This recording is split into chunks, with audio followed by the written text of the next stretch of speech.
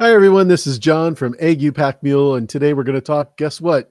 Game of Thrones Season 8. It's here. We've had such a great week with the trailer, with Entertainment Weekly, and we have been doing live streams. Today is day number 8 of our 30 days, and today I have a super special guest, someone who I've probably asked forever to do a live stream with.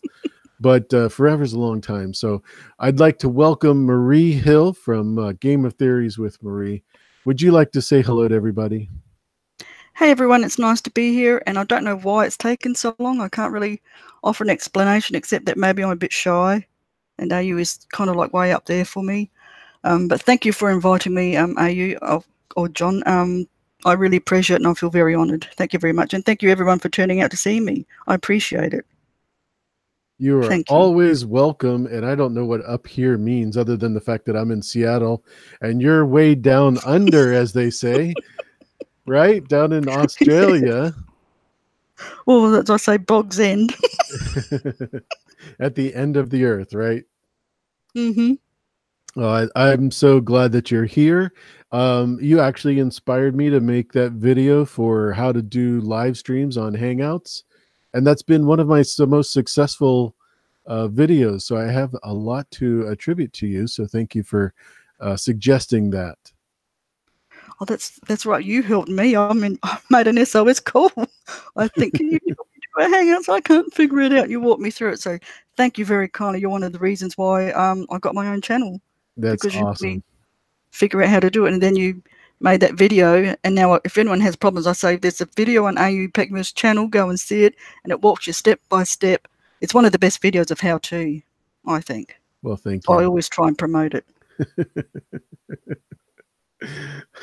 Cardinal Doomsday is here. Thank you so much for coming. Brit the Change, Santavia Major is also here. Thank you very much. T Baby, love you. Linda Smith, Maria Lind, Carrie Neves, Fandom, D Saint, the Cersei lover himself, Danny McKay, Connie Super is also here. And let's see. I think John W. Brunson, and I think that's it. So far, Tavi Smith was here from the beginning. The Imagination Realm was here as well, so thank you for that. Kolnitsky is here, and so is Julianne 089. Plexi Bertrand, thank you for coming. I appreciate it. Tolka's 420, my Tolkien friend. I appreciate you being here. That's awesome. So one of the things that I definitely want to talk about before you even sent me that message earlier today was about Sansa, because you are the known Sansa lover. We had the Cersei lover earlier. Oh, well, look at this. Heidi from Costume Co. came by. So thank you. And so did Peter Griffin. Awesome.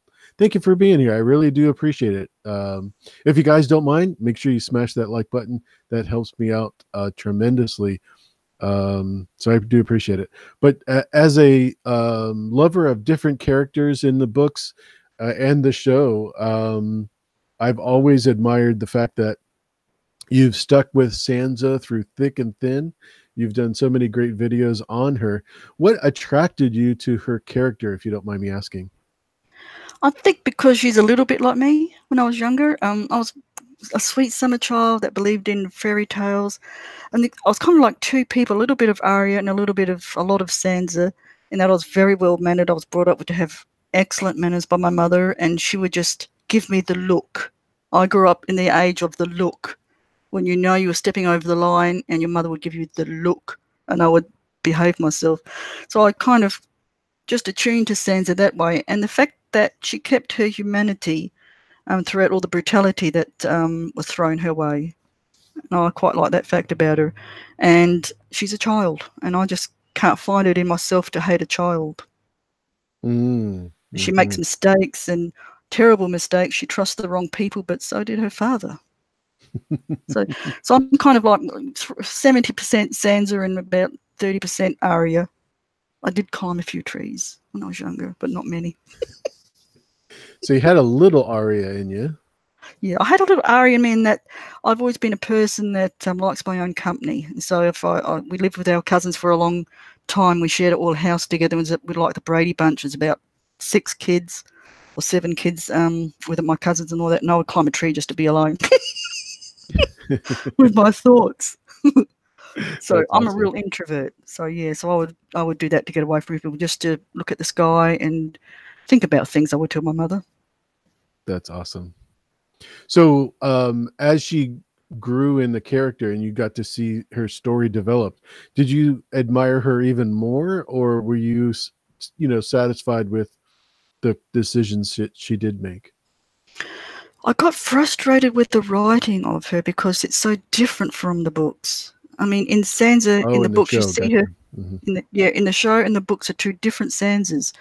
So I kind of had to separate book from show and just take them for what they were, 2 different entities of the same character. In the books, for instance, she's more sympathetic to Jon, whereas in the show, she's a little bit haughty. She's got this kind of Hmm. haughty manner. I'm the Perfect Lady of Winterfell. description. Perfect Yeah. description. Yeah.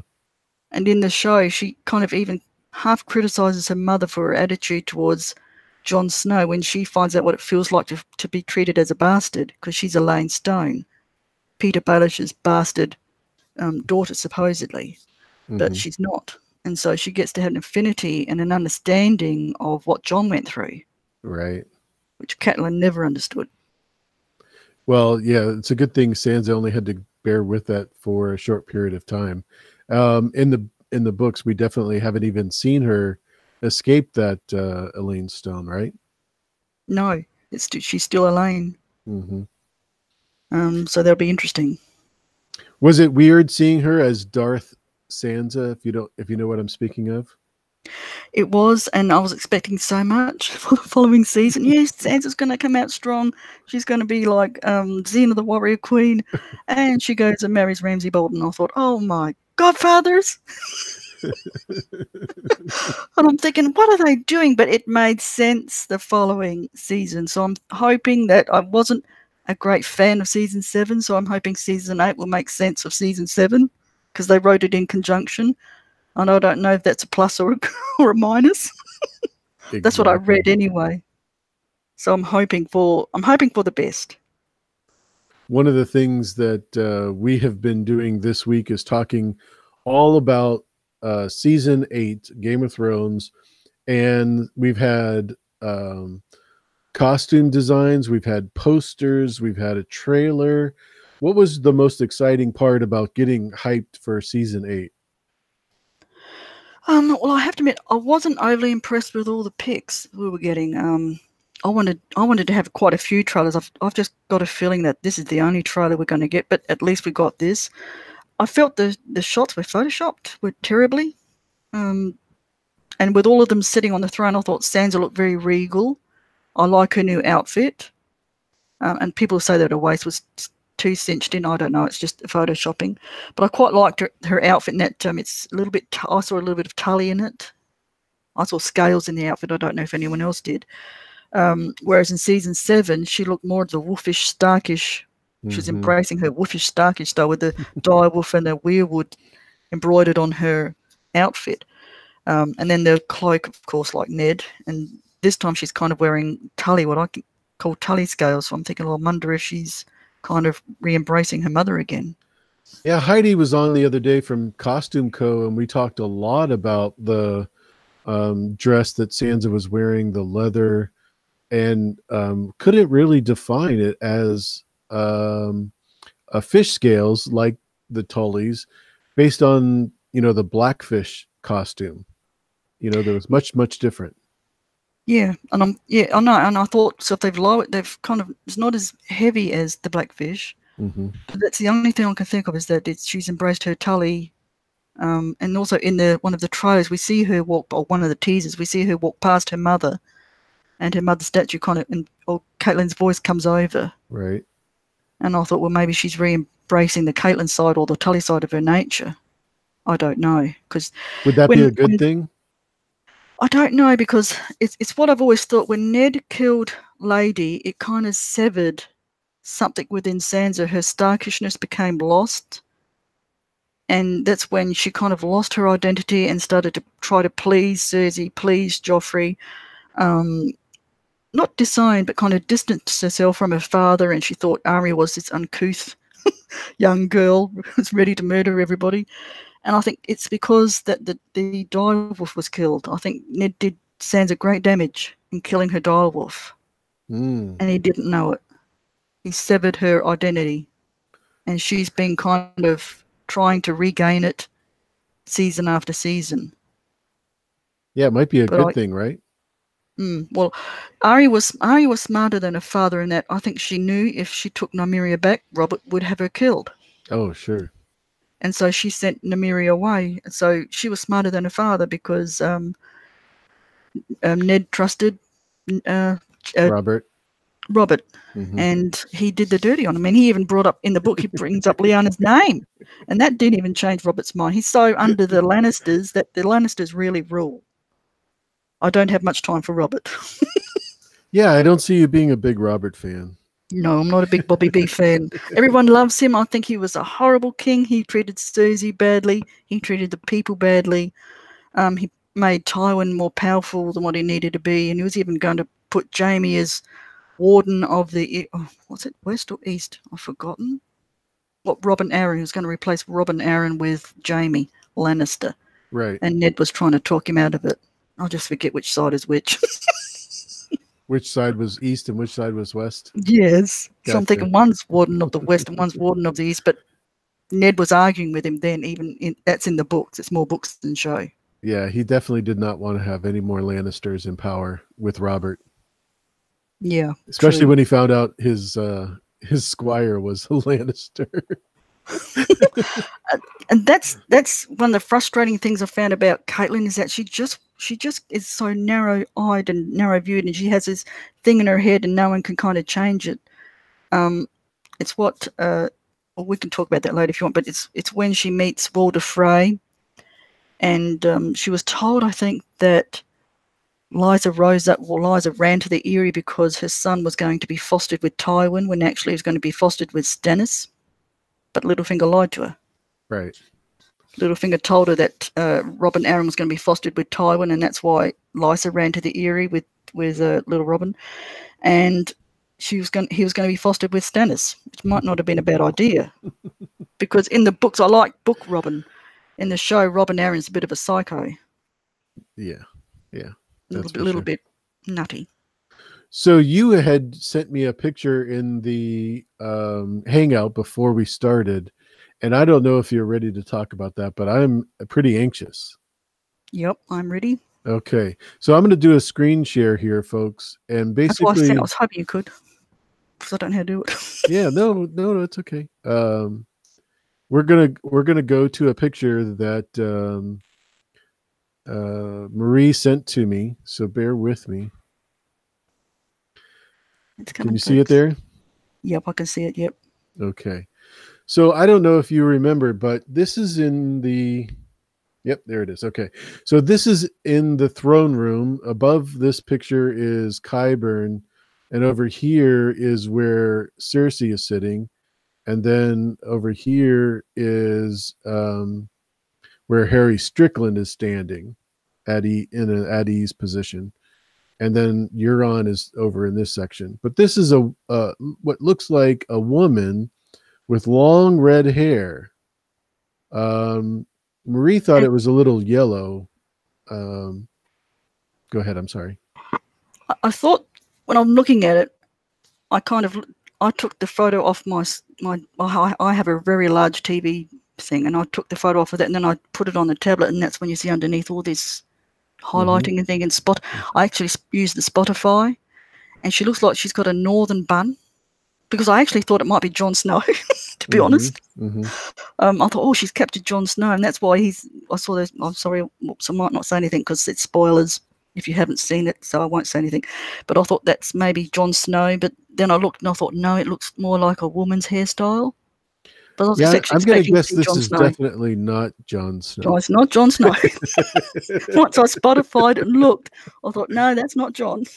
Because he wears that man bun. So I thought, it might be him. But it's not him, and also it's too tall because that person's nearly as tall as Harry Strickland. I take it that person is tall. Floki from Vikings. So to me, I think that's either Sansa Stark and Cersei's captured her, or it's Alice Stark and it's a mistake. I said to AU that I wish I could have zoomed on Cersei's features to see if she's got a sour milk expression, then you know it's a mistake. Yeah. And Harry's messed up. But I couldn't. See if I can.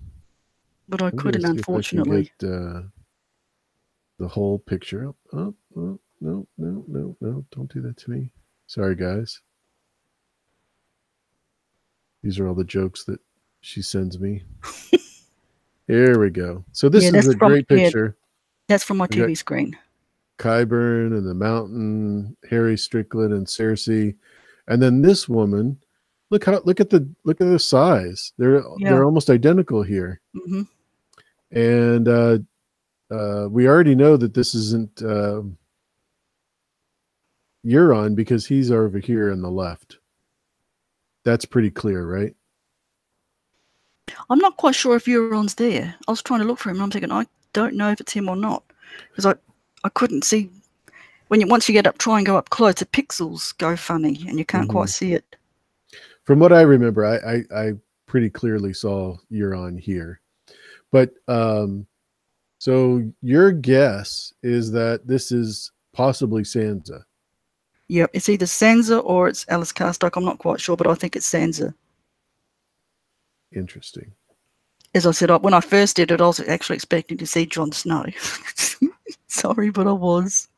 Because of that picture released in Watches on the Wall. I saw a picture released in Watches on the Wall, and Jon was in King's Landing, and I just thought, well, maybe he gets captured.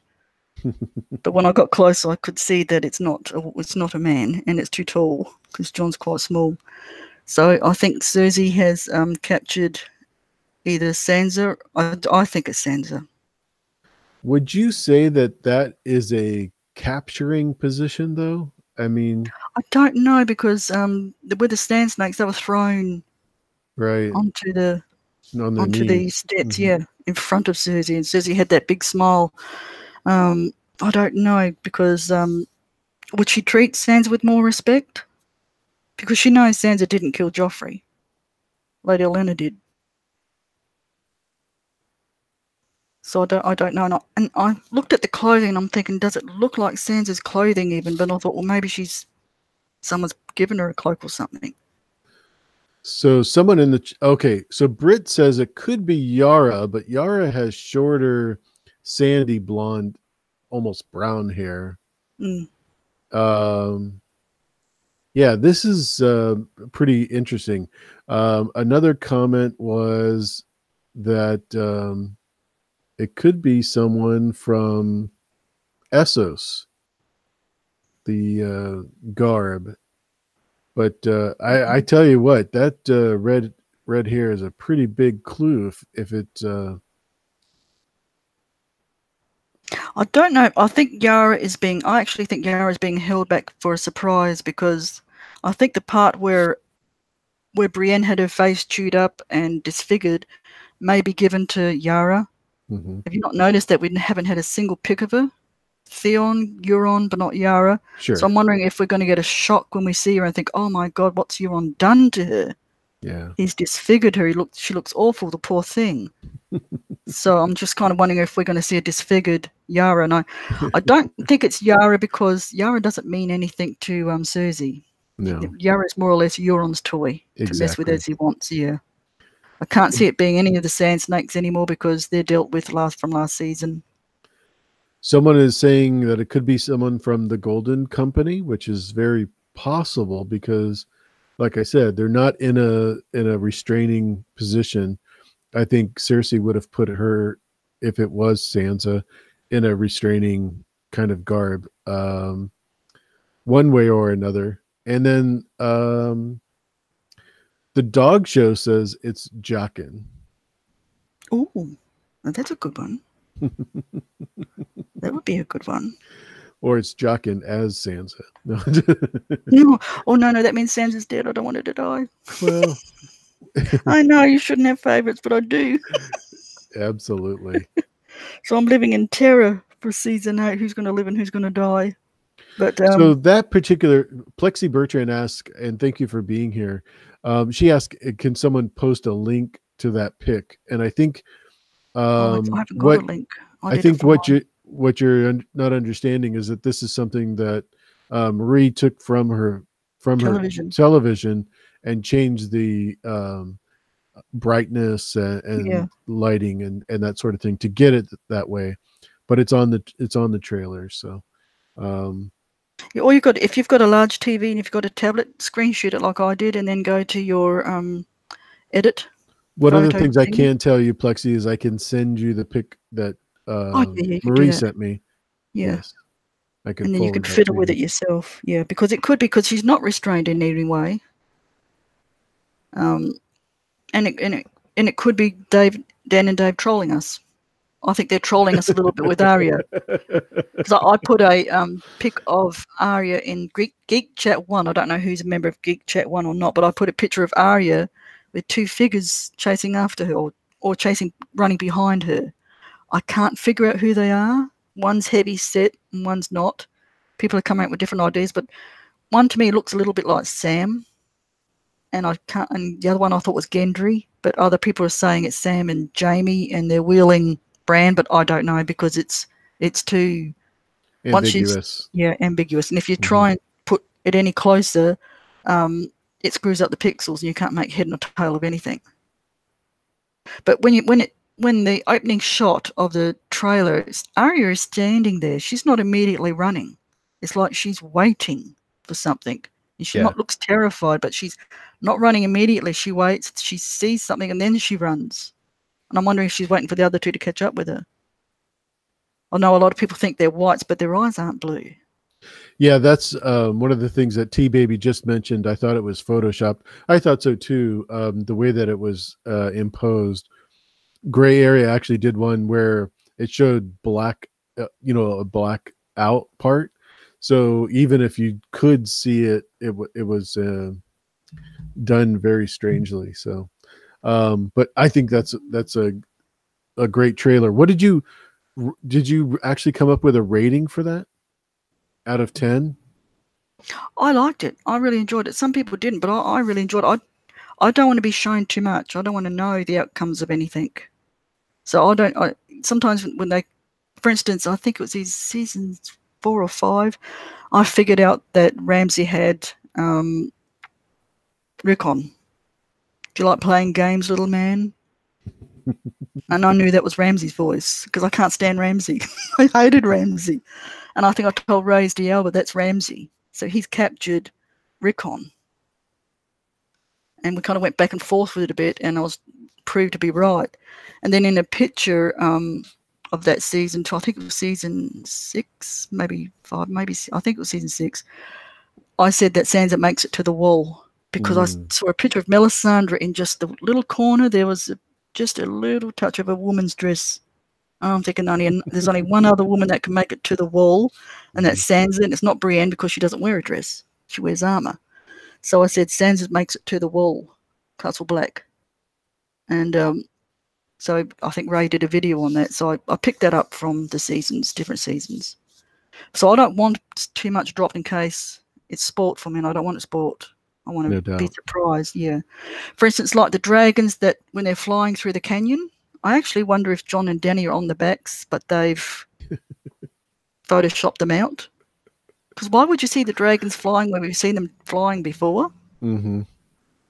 And then you see Jon and Dany approach one of the two dragons, and I swear that like Rhaegal's kind of like bending as if, yes, you can ride me. Right. So I'm thinking, I can't wait to see Jon ride a dragon. Mm-hmm. I mean in a nicer sense.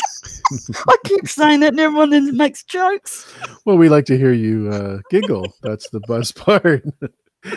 That's why we invited you, right? So I keep saying that though, and I'm thinking, oh my God, I keep saying the wrong thing every time and I make a joke out of it. That's awesome. Yeah, everybody loves the riding the dragon jokes. Was there another character that you were like, obviously you have Sansa as your favorite, but is there another character that you really care about quite a bit? Oh, Jon's my favorite. Jon's always been my favorite. And I know I was talking to a friend, and she was going to give up on the books because she said John's boring. He's always sulking. He's always like moody. And I said, no, you've got to watch out. Even from the very first book, I knew John was important. Mm. And I said, no, you've got to keep reading because John's going to be important. And being a sweet summer child, I also said, and he's going to be one of the main ones. Him and Danny, and those two are never going to be killed.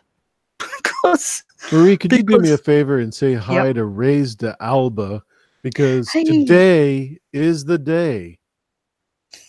Hey, Ray's the Alba. He's one of the ones that also talked me into getting my own channel. Because poor Ray, I would write these great big long essays in his comments. And he would often say, why don't you start your own channel? But I didn't know how. And of course, then you helped me. And a channel was born. So thank you, Ray. And everybody sub to his channel because he's brilliant. I love Ray his is awesome. bits. Yeah, he has really done a great job with his channel, and I'm really excited for Monday. I'm hoping that I'm worthy of having him on, so that's cool. Oh, she'll be watching, definitely. Hopefully it won't be too early. Well, I'll make sure it's like at 7 a.m. your time. How's that? Oh, good. That'd be No, fine. I'll be up. No, I'm up. I'm early to rise, early to bed. Now, you'll have to forgive me. I got so excited to see Ray in the chat. What was your answer to the second favorite? John is my first favorite. My second favorite would have to be between Arya and Sansa or Dither. I'm also interested in Bran. I think he's going to be pivotal. More pivotal what people think. I know I disagree with Ray here. I don't think Bran's evil. I think he's being fooled, and he'll eventually wake up. And that one sentence he says, this is more books, when he asks his father if a man can be truly brave if he's frightened, and Ned says, yes, that's the only time a man can be brave. That's going to come into play in the books. And I think he'll realise, well, look at it this way. Arya is a warg and a skin changer. Bran is a warg and a skin changer.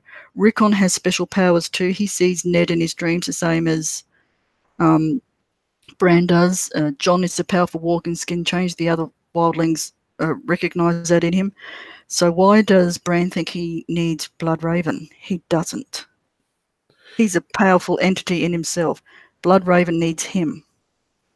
Yeah, I always thought that it was really strange that they had him leave Winterfell, especially with the Bale the Bard story. It really wasn't necessary that they left Winterfell. I don't think so.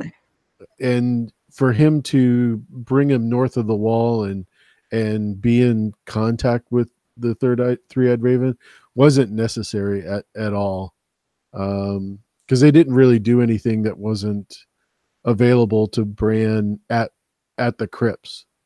So no, that's my thoughts entirely. And I thought he could have. This is where I think Jojen has been fooled too. Perhaps even, and there's something with Howland going on with the Isle of Phases where he's mixed up with the children on the forest that hopefully will come out in the books, and we'll know why he went to the Isle of Faces, then went to Harrenhal, and then Lyanna and Rhaegar kind of thing happened.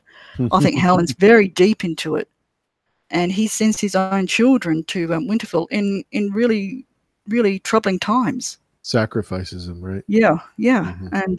And then Jojen, and I think when Jojen gets there, he realises he's been set up, and I think that's why he gets so melancholy, because he knows it's been a trick. Bran didn't need Bloodraven. I think Bloodraven, the children of the forest, needed Bran. I think Bloodraven more or less says that to him when he says he needed Bran's bloodline. Absolutely. That's interesting that you like Jon more than Sansa. I really didn't know that. Yeah, Jon's my favourite. It's because I think it's because I stand up more for Sansa, because everybody kind of like hates her, and I don't. Yeah. I know there's a lot of Sansa hate, and I'm not a big fan of hers because I liked Rob, and Rob just seemed like she was more of an annoying sister than anything else. But you know, that's the way families are, right? Yeah. I know. For instance, I didn't start out as a great fan of Sansa. I mean, when I was reading the books, I used to read and think, oh God, not a Sansa chapter again. I'm thinking, oh, I've got to read it. But then when you read it a second time, you catch the foreshadowings that are all in Sansa's chapters. And there are a lot. And it's like Danny. I kind of groan when I see a Danny chapter. Oh God, not a Danny chapter, especially with all those names. You know, I have problems with the names. It makes everybody laugh because I cut them all short. So no, I wasn't a great fan of Sansa, but it's the second reading that you come to know her a little bit better, and that's why I always say read the books twice, because you really have to. You miss things 100%. in the first one. Yeah. But I'm with you too. Rob was one of my favourites. We miss you, Rob. Every time I see him, I say, we miss you, Rob. Ray says, I agree Bran wasn't evil, but the three-eyed raven might be. He does say he remembers what it was like to be Bran.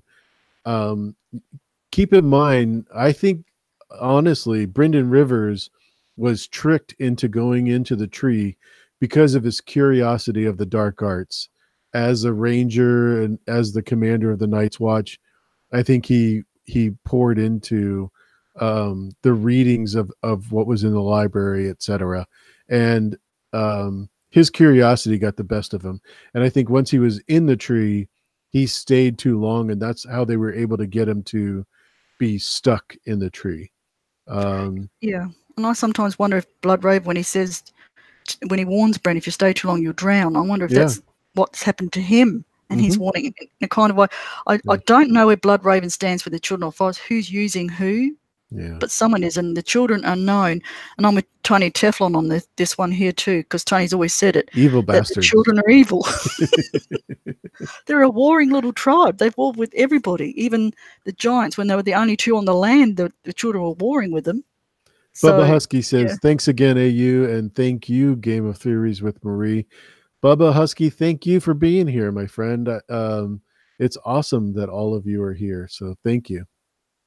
But yeah, I think it's definitely more the children. Obviously, if they're willing to turn a human being into a monster in order to kill human beings, obviously they're not our friends. And yeah, so I know. And it's like when I was studying with Stacey, and she's got a brilliant mind for Game of Thrones, Stacey Smith, and we were trying to figure out the timelines, and it's what Grey Area said. You just can't. The timelines don't fit. no. So we had to throw the timeline out. When you look, if anyone watches the others on our stream that we did, you definitely have to throw the timeline out because nothing fits. You know, I've always said that the castle of Winterfell is kind of strange because a lot of the towers are round, and that's an Andal attribute, just like Storm's End and the Wall, High Tower, etc. They're all Andal building techniques. Everything from the first men were square or rectangle. Even the ring forts were not even round. So it's an interesting thing. Idiot of the day is here. Jeff, hello. Probably Jojo is in the background. Hello, Jojo. Thanks for being here. Thank you, Jeff, for being here as well. He's one of my friends that I watch on live streams daily. He's just a really, really cool guy, and he watches game. There you are. Awesome. So we were talking about Sansa and Jon and things north of the wall where it's really cold. I think where Jeff and Jojo are from, it's usually about -10 Fahrenheit. So much colder than where you're at, right, Marie? much colder, but we're getting a bit cooler now. I mean, a couple of weeks ago it was 110. I mean, 100 degrees to 110 for a week, and that nearly kills me. The weather nearly kills me when it's that hot. I feel so tired, and it just I get a brain drain. I can't think properly. That's why I don't do much when it's really hot. I say no. Can't do it because I can't think straight. So it affects my health. So I hate the summer. The sun and I said I'll marry the Night King. If he was to come knocking on my door, yep, you can take me. I'll be your queen. One of our mutual friends, Jeff and Jojo, have his channel's name is Big Keg. He's also from Australia, and I just love listening to him. So if you get a chance, check out Idiot of the Day and Big Keg. They're just a lot of fun. Really enjoy their channels. Some of these I don't know, so I'll have to check them out. Yeah. It's pretty easy. It's just Big Keg, and Idiot of the Day is on every day.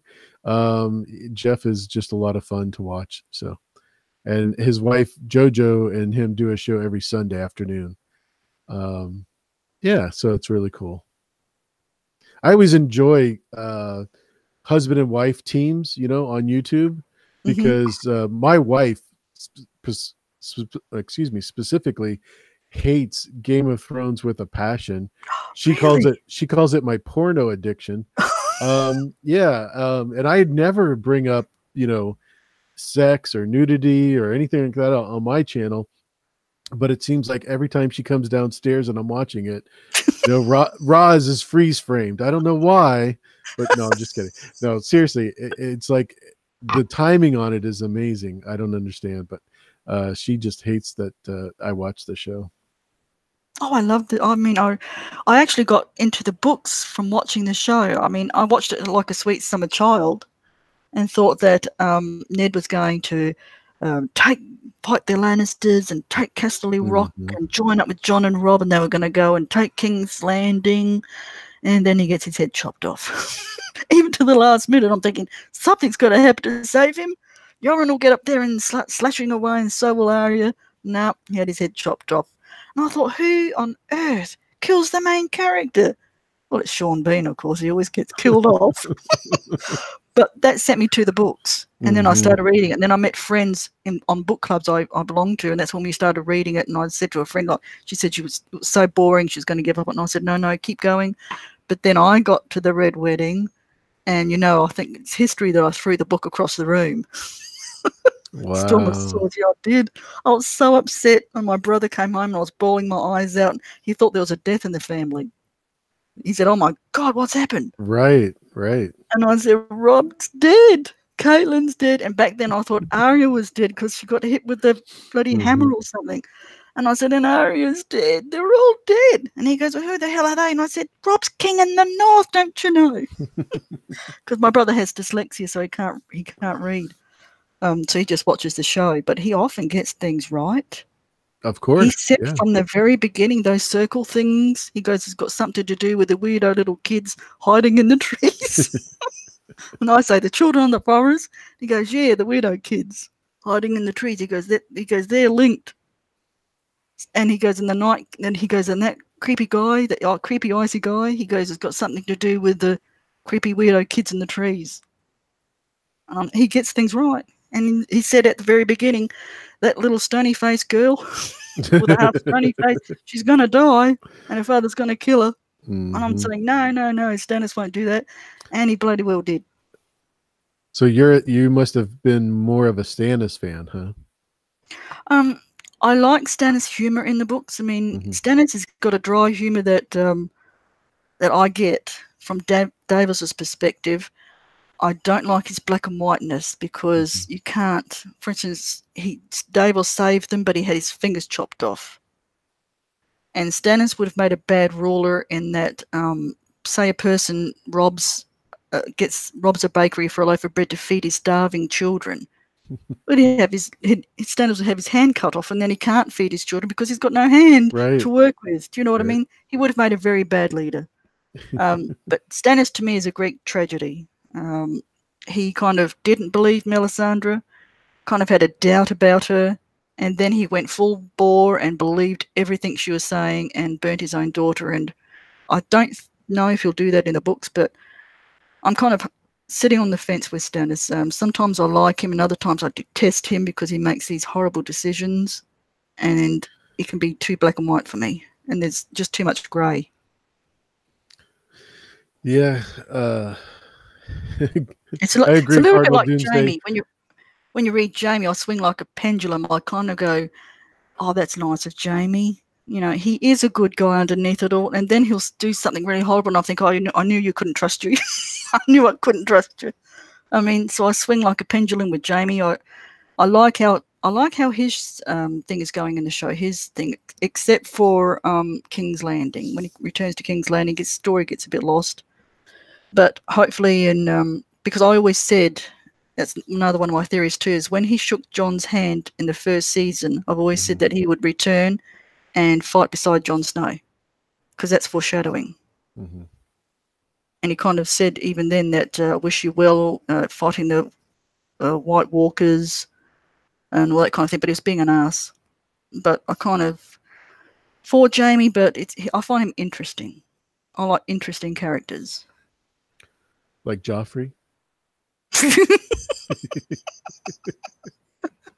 No, but wasn't he a great baddie? I mean, didn't we all love to hate Joffrey? Jack Gleason was just amazing. Yeah, one of those casting calls that was perfectly nailed, no problem.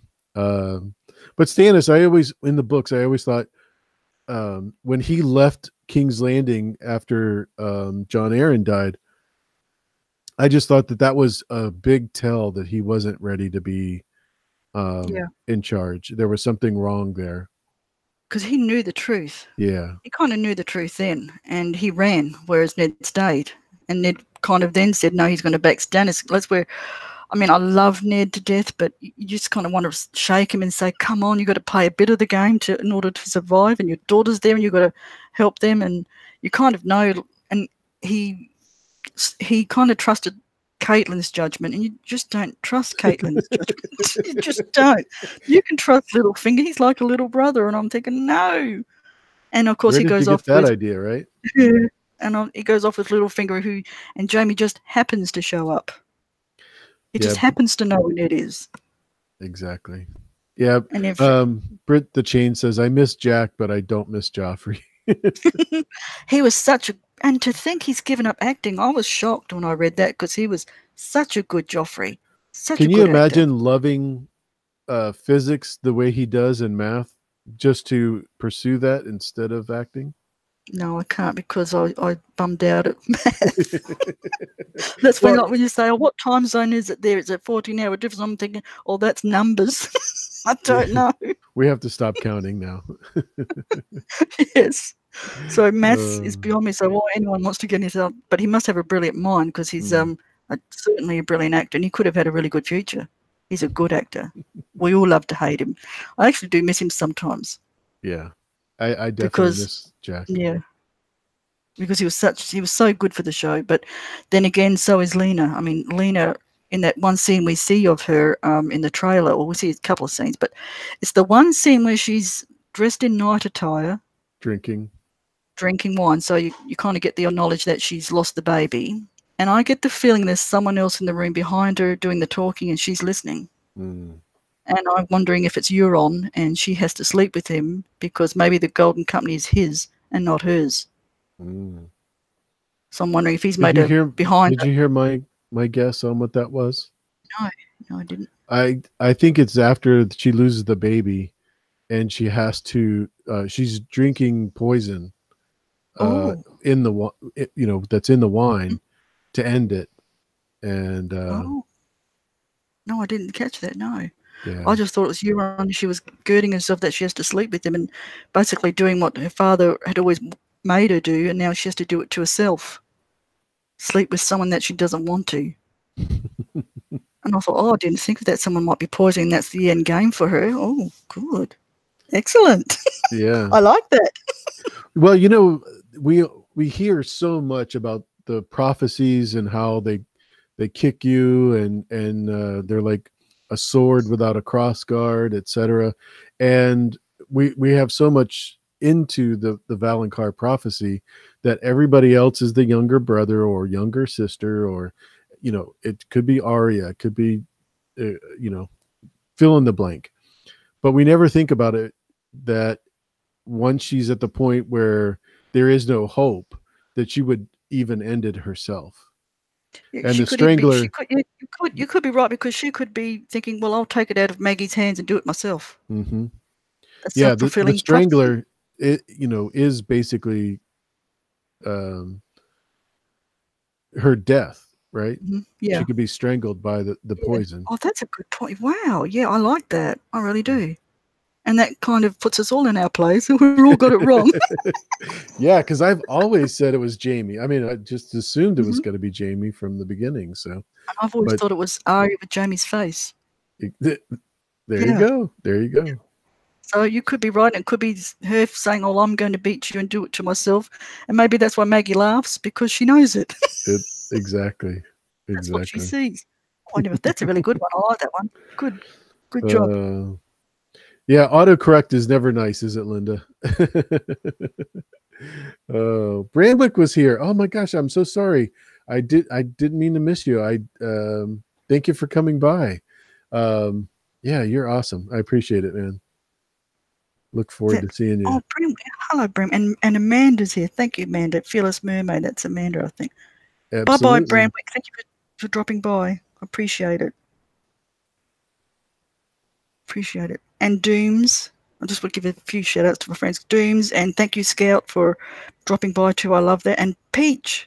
Hello, Peach. Was Proto Peach here? Proto Peach. Yeah, she Nice. is. Hey, Hello. Proto Peach. Dog Show, Plexi Brand, Brit. Love you, Brit. I know I used to go a lot on Twitter, but I found it a little bit too noisy for me, so I kind of left the Twitter world. But I miss you, and it's lovely catching up with you here in AU's chats where it's nice and safe, and you feel safe and comfortable. Brit is awesome in Twitter. Well, I'm glad you do, Marie, because that's the whole goal of my show is making people feel comfortable and relaxed, and that way I get them to chat away and find their real secrets. Well, you've given me a lot of food for thought, because I thought, that's a good one about Cersei. Yeah. Poisoning herself and taking it into her own hands. Yeah, I can go with that. Because she's going to die. Mm-hmm. I know some people, poor BBM, I will send roses to BBM. Or a Funko Pop of Susie in a coffin. Sorry, BBM, I shouldn't make a joke. That's such a bad one. That's awesome. The new Funko Pop is Cersei in a coffin. Oh, that is... With blue stones. I'm going to go off screen for a moment and just stop. Oh, my God. That's hilarious. That's hilarious. Condolences. If there's one out there, I'll buy it for him. Oh, that would be so funny. I'm sorry, BBM. I've probably offended him for life. He knows it. He knows it. Just like when somebody criticizes Sansa, you take it and move on. So he does the same thing with the Cersei hate. Oh, no, he's a lot of fun. You can have a lot of fun with BBM. I love people who've got a sense of humour. Don't take it so serious that become offensive. I don't like that, I have to admit. What a humble young man. He's just a great guy. Great addition to our community, that's for sure. And that's what I love too, is this community where we all get together and we can all have a laugh, and and appreciate that some people can support others and not go on this kind of hate thing. I don't like the hate campaign thing. Like, there are some streams I avoid because it's just Sansa hate, and sometimes I'll go in there and be naughty and say, I love Sansa, and then disappear. You know, Bubba Husky brought up something that I've been thinking since the very beginning. His comment was about getting her tongue cut out and being forced to be a silent sister, but my concern was the silent sisters. Do you think there's someone that is a silent sister that we probably should know that they're there? There is rumors that Joanna Lannister is a silent sister, but would Tywin do that to the woman he supposedly loved and who could make him laugh? I don't know. He could. He can. He is ruthless. I mean, there's no doubt about that. Keep in mind that Tyrion was supposed to have dragon features, and it could have been something that threw Tywin over the edge to the point where he knew that she had slept with the Mad King. Yep, I know. I've read the theories and the rumors about that, but my thought was always that Tywin hated Tyrion so much because he knew Tyrion was his son. And my thought, I really don't want Jaime and Cersei to be secret Targaryens because there's too many, and it takes away the value from Jon's identity. Sorry, 9 Nickels just donated $2 in super chat. Thank you for doing that. That is so appreciated. How will the Night King be defeated, guys? I think she's talking to both of us, but what is your idea? I think it's working up to a Jon Night King standoff with all those stare downs. But I I love surprises, so I would actually love it if Bran was the one to fire an arrow at the Night King.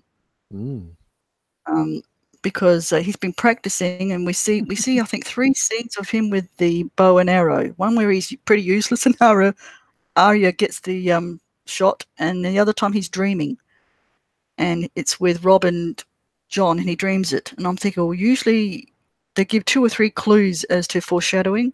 So there's got to be something to it, but I don't know. But it looks to me like the show is heading towards the John and Night King big fight. But I actually don't think the Night King's going to make it to King's Landing. I think the Night King will be dealt with. Then they have to deal with Cersei. Gotcha. So that's where I stand. I got the impression that if you've read the article in Entertainment Weekly with the actor that plays the Night King, he's talking about an event that happens bigger than Hardhome. I think what'll happen is he'll raise his hands just like he did at Hardhome and cause all of the whites to drop in order to be one-on-one with John, just like John wanted to be one-on-one with Ramsay. And I think John will be suckered into fighting him one-on-one. That's my guess. That's a good one. I like that. You're kidding. You've got some good ideas there, are you? I'll say start your own channel. Right? Maybe I should start my own channel. Yeah. That's what I say to people. Anyone who comes up with a good idea, I say, why don't you start your own channel? But sometimes they just don't have the time. And my channel, I kind of come up with my big theory about the others from the book level and not the show, because I think the show is more about shock and awe, and they have to do that to keep us watching, especially non-book readers. But mine is kind of, there's going to be a big volcanic explosion or that kind of thing, which I'll go into in the others streams. Nice. Because it's said too much, like volcano in Dragonstone. I think there's one near Winterfell. So I kind of think it's going to go that. Patch faces, riddles, point to it, Melisandre, and along with Smokescreen, I kind of think that there's no gods except Bran and Bloodraven, and people are mistaking it for gods, and it's just magic. Because George R. Martin is agnostic. Well, I think what he's saying, and that was a great question, Nine Nichols, because I think that's the whole crux of all of the show, is the battle with the Night King and how he is ended. Would you agree? But as far as the gods go, I don't think George is saying that they don't exist. I think it's more that he doesn't like to show them on screen or show them as an entity. I think he's leaving it up to the people to look if what they want to believe. Yeah, exactly. I tend to think, for instance, the drowned god. I tend to think maybe I'm a bit practical, logical, and I tend to think maybe a tsunami once came over the Iron Islands, and because it was so massive, killed so many people, it had to be a god that did such a thing. It's the kind of thing where you look at Essos. I look at the map of Essos and think that's what's going to happen to Westeros, because otherwise, why have it? That there'll be a tsunami. Catastrophe. There'll be like a major catastrophe. Because when you look at it in the books, the Night King is almost unbeatable. Although, to be honest, in the books, we haven't seen the Night King. Exactly. We've only ever caught a glimpse of the others. But they look to be invincible. If they're anything like the show, he can just raise the dead up and around John. If someone dies behind John, he can just raise them up immediately and stab John in the back. So I think they're in an unwinnable situation. And I'm really looking forward to the prequel, really. I hope they do it as good, because it's going to be about the Long Night and hopefully answer some really big questions that we've all got. Who was the first Night King? Why was he chosen? What's in the Winterfell crypts? All the big questions that we want answered won't be in this show. Yeah, the cave scene at Dragonstone, I think, showed the original Night King, don't you? Definitely different from the one we're seeing. So then you've got to ask, where is the original Night King? I think he was defeated. Are you thinking that maybe he isn't? I'm wondering about it because we don't. I know a lot of people going about Azor Ahai, but Azor Ahai was not in the Long Night in Westeros. Mm-hmm. Azor Ahai is in Essos, and I tend to think it's a volcano. But anyway, in Westeros, it's the last hero is mentioned, and when he went out in the cold with his 12 friends and all the friends died and he's left alone, and then you read something like he lifted his sword and his sword snapped in half. Right. Well, I'm thinking, well, he's going to lose. So what happened that he didn't die? What happened to the last hero? We kind of don't get the answers to that, and I'm hoping in the prequel we will. We'll find out who was the last hero, and we'll find out who started House Stark. And to me, they may actually be the Lannisters of the North, the early Starks, because they're pretty ruthless guys. Mm-hmm. And they took over, like the Barrow Kings were kings for centuries. Exactly. And then the Red Kings of the Boltons, and but the Starks beat them all. And why and how? When did their blood get mixed up with the wargs? Or probably at Sea Dragon Point, but also other bits along the way, because they're powerful wargs. And were they always wargs? We're past generations wargs and skin changes, and it's just been quietened down because it's a kind of like a shocking truth. And we're told that in the prequel, that this is the story we're now seeing is not the story that is known. So I'm thinking, oh, that sounds interesting. And I'm a Stark person. Exactly. Yeah. So am I. 100%. But it'd be also interesting to see like Land the Clever. I'm hoping he'll be in it. Right. Garth Greenhands and all that kind of thing. Go right back to the beginning and fight. Although it's going to start the Long Night, so just Land the Clever or whatever. But it's mainly going to be, I think, the North, and I just want answers to a lot of our questions. Yeah, that's going to be fun. I mean, obviously, I'm still thinking season 8, so I don't really think that far. But when this is over, it's going to be, when is the next? When is the next? When is the next?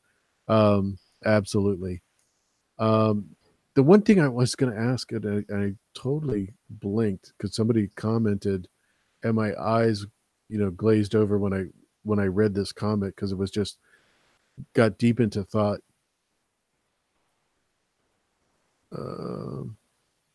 I think T Baby had a question. Oh, that's right. I remember it now. I'm thinking I'm not having a Scoutini Production says, "Love you, Marie." Just to let you know. Yeah, love you too, hun. I think T had a question. What do you think is going to be the big third secret that's being kept from us? And I have to admit, I really don't know, because I actually did guess Hodor was hold the door. I said it in Reddit once years ago. I just said Hodor. So I put it in Reddit, and I said, I think Hodor means hold the door. Made up a scenario that he had to hold the door at Winterfell for some reason, to let them escape from some sort of catastrophe. And they all laughed at me. And then when that episode came on, someone reposted my post, which was kind of them, and said, oh my God, you got it right. And I thought, so yay. I did get it right, because they could be ruthless, that lot. Reddit. Mm-hmm. I don't post on them much. I don't even go on Reddit, to be honest with you. I'm so ashamed to say that. I stopped because there's just too many spoilers, and I kind of want to stay away from the spoilers. Yeah. So I stopped going there. But they remembered it. I said it years ago that Hodor meant hold the door, but of course it wasn't at Winterfell Crypts. It was at the Weirwood Tree.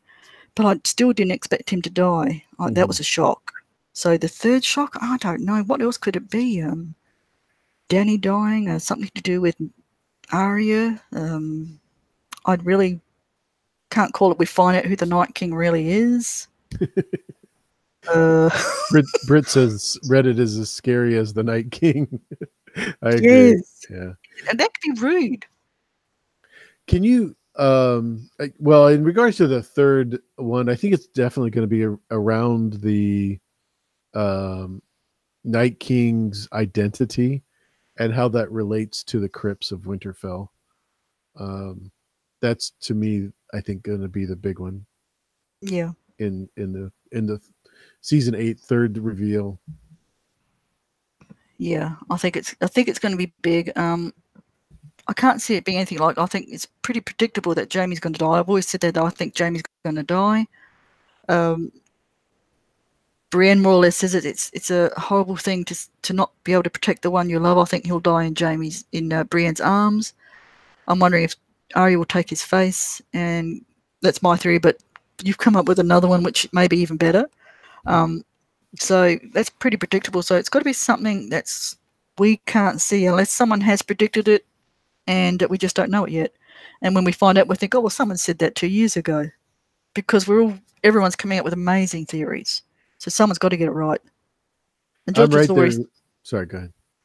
George has already said that 2 people that he read have got it right. So there you go. Mm-hmm. I don't put a lot of thought into that because there's so many. I mean, I've seen people that make videos every day on something different. So I don't put a whole lot of thought into that part of it as much as I do just enjoying the story. Yeah. Tolkis 420 says Hodor was tougher for me than the Red Wedding because I wasn't expecting it.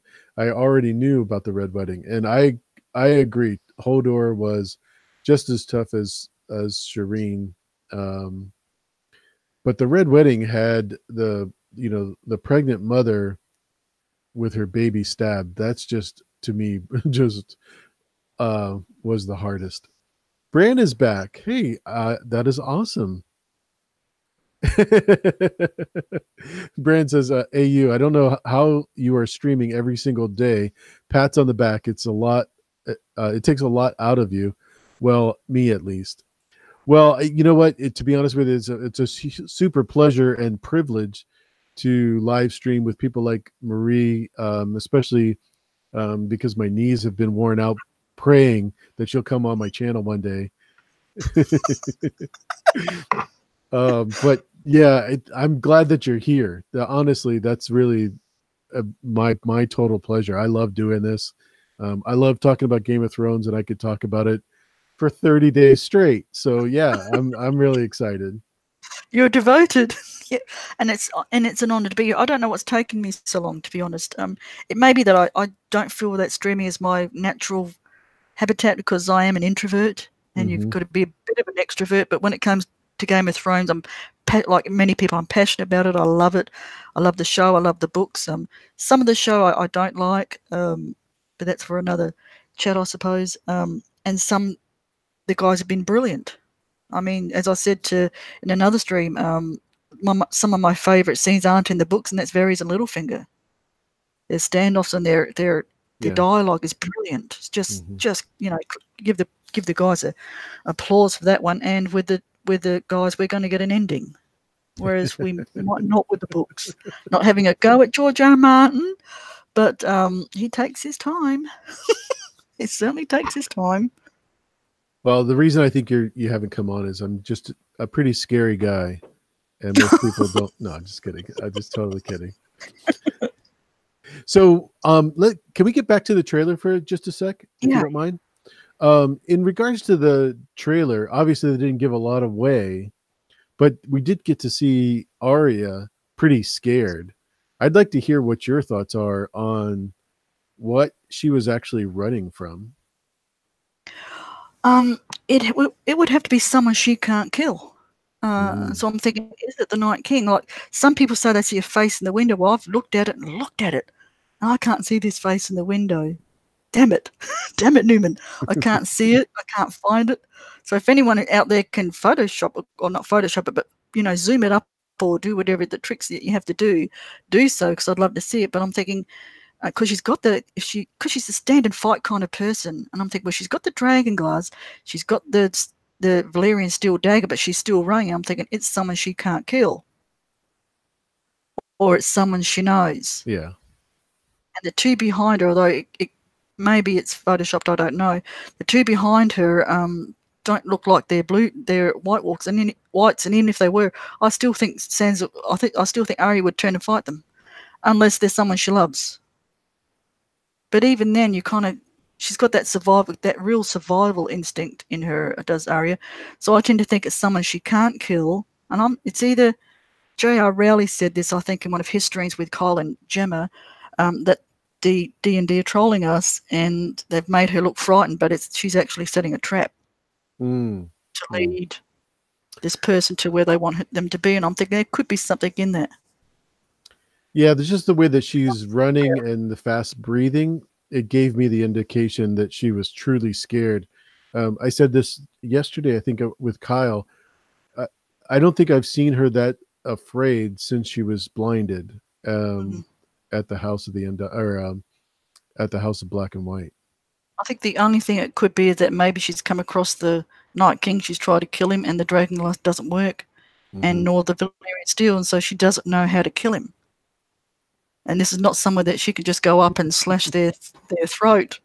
So she's either running for her life because it's the Night King after her, or it's people that she knows and she doesn't want to kill. But I tend to go towards the Night King. It has to be the Night King.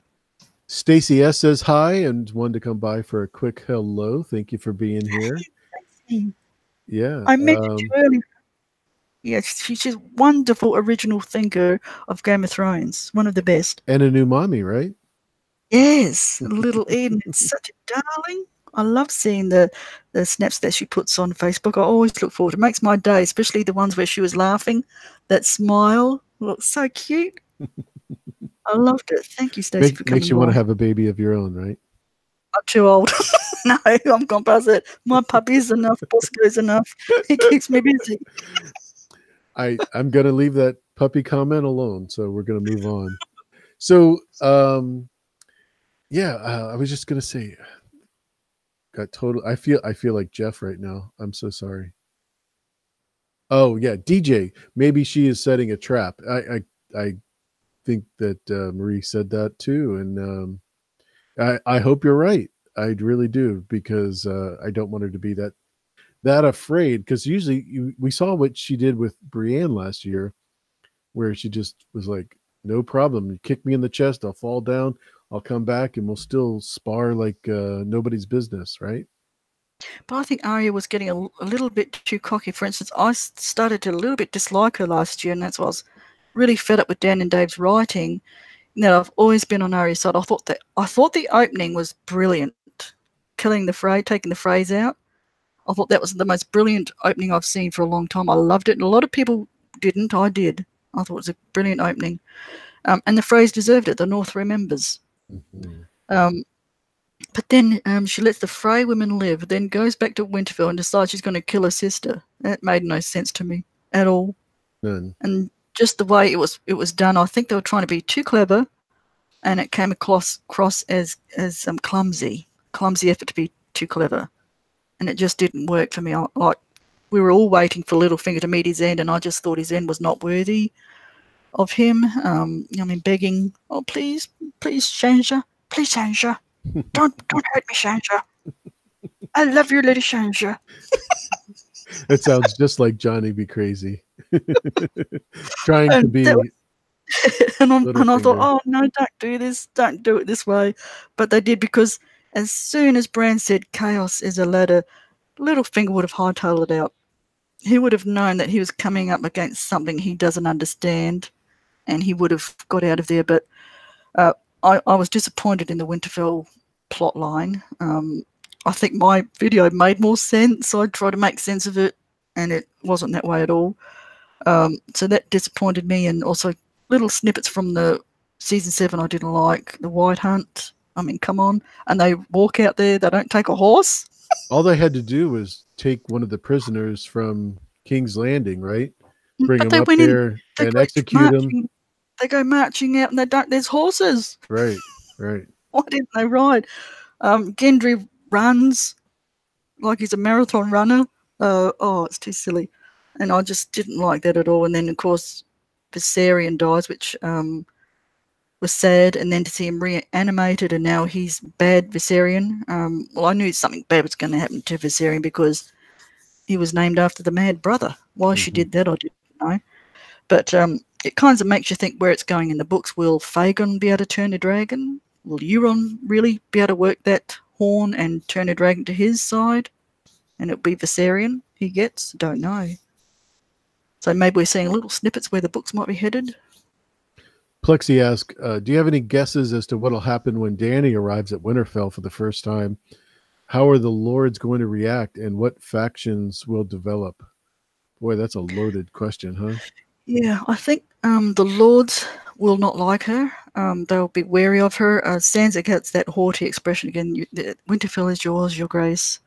But honestly, there's not enough time. The guys haven't given enough time to flesh out the. I would have loved to have had a 10-episode season to flesh out and deal with the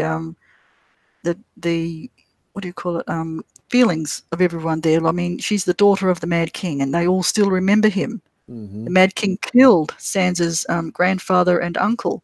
Exactly. But there's just not going to be enough time. And by the time the White Walk, and I can see that happening at the end of season 2, that they'll get the alert that the White Walkers are coming, and season 3 is just going to be the battle. So there's not enough time, and they'll soon back Dany because they're all in a fight for survival. I mean, I might even say that the Golden Company, once they realise how deep this war is and what they've got themselves into, may change sides and back Jon because he's a Targaryen, and 2, they're all fighting for survival. All of them. They'll all be in a battle. Did I ask you in regards to the crypts whether you think the Kings of Winter will rise like Tolkien's Army of the Dead? No, you didn't. I don't think there's enough time. I would love to see that. I really would. But I just think that they're going to be leaving Winterfell in season 3. After season 3 finishes, they'll be on the run to south, and we might not see. And in episode 4, they'll be in King's Landing. They'll teleport, and all of them will be in King's Landing by episode 4. And we probably won't see Winterfell again until episode 6, where they're rebuilding it. Maybe. So maybe that's where we see Sansa at the throne. I would love it. Yeah, I've always said that. I always thought that Sansa would become Queen of Westeros. Now I'm not so sure because of what she said to Littlefinger under the weirwood tree. He totally disregarded that conversation, and she said she was a silly little girl who wanted to go. I have to paraphrase. She's a silly little girl who wanted to go south, and she thought everything south was wonderful, and she's kind of longed to go home since Ned died. And now she's home, and even she was telling Brienne, nothing is going to make her go south again unless Cersei's dead or Cersei's done away with. And I just kind of think she's really embraced her love of her home, and she understands now that it's pretty bad. It pays a cost. You've got to pay a cost. As I said, like in the kings and queens of old, I wouldn't want to be like this is set in medieval times, and I wouldn't want to be a queen. Like Queen Elizabeth had to murder people of her own family, well, not murder, but send to death members of her own family because they were plotting against her. I mean, would you like that decision? No, I wouldn't. Mary Queen of Scots was her cousin, right? By Margaret Tudor, who married James VI, I think it was, and so Mary Queen of Scots is Margaret Tudor's granddaughter. So that's the link between the Tudors and the Stuarts. So, and Mary Queen of Scots also, she had, she was plotting against Elizabeth, so Elizabeth had her head chopped off. But I wouldn't want to be a ruler. No, you can't. It's what I said to somewhere else. I know Dany burning the Tullys was a big thing, and people turned against Dany for that, but I'm actually for it. Mm-hmm. Because Dany is conquering Westeros. She's not the queen yet. She might be titling herself that, but she has to conquer it. She cannot afford weakness at all. And for Tyrion to try and talk Dany around would have shown that Tyrion had more power than her. That Tyrion was really the one running the show. And she offered the wall to Randall Tarly, who refused it, and he wasn't backwards in sending Samwell up to the wall. But refused to go there himself. So it's his decision, and she's the breaker of chains, not the maker of chains. And if she had taken his surrender or not killed him, all the Lannister men would be in sitting in Dragonstone cells, not fighting for her. She has to have men fighting for her. She has to have fear. It's true what Robert said, there's got to be fear. You've got to fear your leader a bit. And Dany understands that, and she made the right decision, and she burnt them to a crisp. But she did the right thing. I'm not sure how comfortable I am with you giggling about barbecue. Randall Tarley. Oh, I can get a bit dark. Talk about dick on. No, seriously, that is hilarious. But I agree 100%. She had to burn them. There was no doubt. And but I was thinking of Tyrion when you were talking about him in regards to the trailer. We see him outside of the snow, and I don't know how you feel about that. They're hiding Tyrion for some reason. You're not seeing too much of him at all. I think you've got one glimpse of him looking up at something, and Tyrion's always looking worried. And going from last season, we kind of know that there's been some sort of off-screen agreement between Cersei and Tyrion. Is it over succession? He's agreed to allow, because he thinks Dany's barren, and he's agreed to allow Cersei's baby to rule. Does he want to rule? Is he a Richard III kind of person? I think so. And Sansa is his Anne Neville, who became queen when she married. Yeah. And Cersei, as I said, reminds me of a mixture of Margaret of Anjou and Elizabeth Woodville with their lust for power. Right.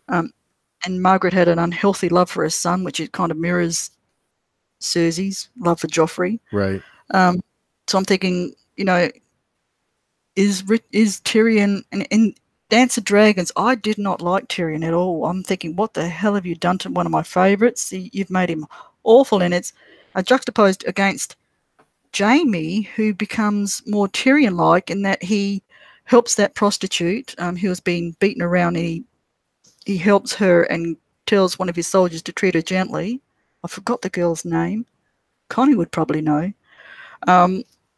And he negotiates a peace between the Blackwoods and the Brackens. I mean, honestly, those two have been at war for hundreds of years, forever, over something. Because they're intermarried. That's the problem. Yeah. And so he negotiates. Jaime's using his head more now that he can't use his hand. He's starting to use his head. And Tyrion is just drunk, and he's horrible, and he's ready. He's even contemplating killing Penny at stages. He uses that prostitute as if she's nothing. There's a total disregard, and I really didn't like Tyrion in Dance of Dragons. Right. Yeah. I'm with you 100%. I'm thinking that he even says to Griff, when Griff says that he wished he had caught Robert Baratheon at that, what was that town called, where Robert was hiding. And Tyrion said, well, if that had been me, I would have burnt the whole town down. And then older Griff says, but you would have killed all the people too. And Tyrion looks up and says, and Robert Baratheon would be dead. Mm-hmm. And that was very Tywinish of him. Mm-hmm. So I thought, you're really Tywin's son. You really are, because that's a Tywin thing to do. And I thought, that's really ruthless. Yeah, Nine Nichols said it. Tyrion was a manipulator in the books, and I think that's that is the vocabulary there is perfect.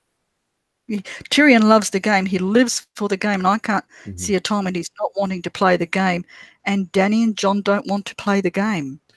That kind of answers your question in regards to whether Tyrion is actually in love with Dany, or whether he just wants to be in power after Dany dies. And I think that's what I think that's the position. And the scene where they're in the table room, I call it the table room, where that big table is, and he's trying to talk about succession, and Dany's avoiding the subject, and then she kind of feels as if, are you trying to plant yourself first, like name me as regent or something? And I just thought that he was jockeying for position, or finding out where she stands when it comes to who's the next leader. And I just wondered if he wanted to be a leader after she dies. I mean, he's always worried about what happens to him For instance, when I woke up about Tyrion in the show, when Tyrion was talking Dany out of going on the dragons to save Jon, who's king of he's king of the North. Jorah, the Hound, the best fighters had gone north, and Tyrion's telling him to let him die because he was worried about himself. He wasn't worried about Dany or the dragons. He's worried about his own safety. He knows if he loses Dany and the dragons, he's at Cersei's mercy. He'll be on the run for the rest of his life. And Cersei will eventually catch him because she always gets what she wants in the end. Cersei always gets what she wants. So Dany is essential to his survival. Right. So he has to try and keep her alive. And he was ready to sacrifice everything, not to keep her in power, to save himself. He is going to die, right? I don't know. I really can't call that. I'm thinking, is this the third one? The death of Tyrion? That would really be like the carpet pulled out from everyone. Oh, maybe that's why they made him such a better character. Yeah, because I'm thinking they haven't made him as black as he is in Dance with Dragons. Right, right. We've seen touches of it. I catch a glimpse of it now and again. And I will say that he did mention how the Greyjoys have a Kingsmoot and the Wildlings elect their leader. But I'm kind of wondering, because he's so concerned about himself, I should think that he will want to be in power. You can see Varys complaining about, he's kind of mentioning the Mad King alongside Dany's name as if Dany's getting to be the same as the Mad King. So they're kind of working together, and I think they will try and betray Dany in some way. Because they think she's turning into the Mad King, but she's not. She's just being strong. She is conquering Westeros. Until she conquers it, she can't show mercy. As I said in another stream, King Stephen showed mercy to one of his prisoners, and even his own soldiers began to turn against him because you cannot show mercy. They thought him weak, Stephen the Weak. And he lost a lot of ground when he showed mercy to a prisoner. I think it was only a young lad. Dooms would know because he put it in there, the other one, but I've forgotten again. But when he did that, he lost a lot of ground with his own people even, and also with his enemies, because they thought he showed weakness. Gotcha. That's where you can't show mercy until you've actually king, and even then you've got to be careful because everybody else thinks they can do the job better.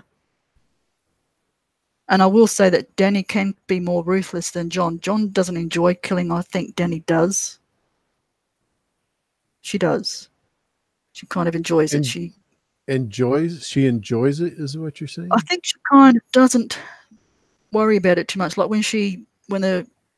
in Marine, when she had all the masters there and she threw one to her dragons. Mm-hmm. That's pretty ruthless. I don't think Jon would do that.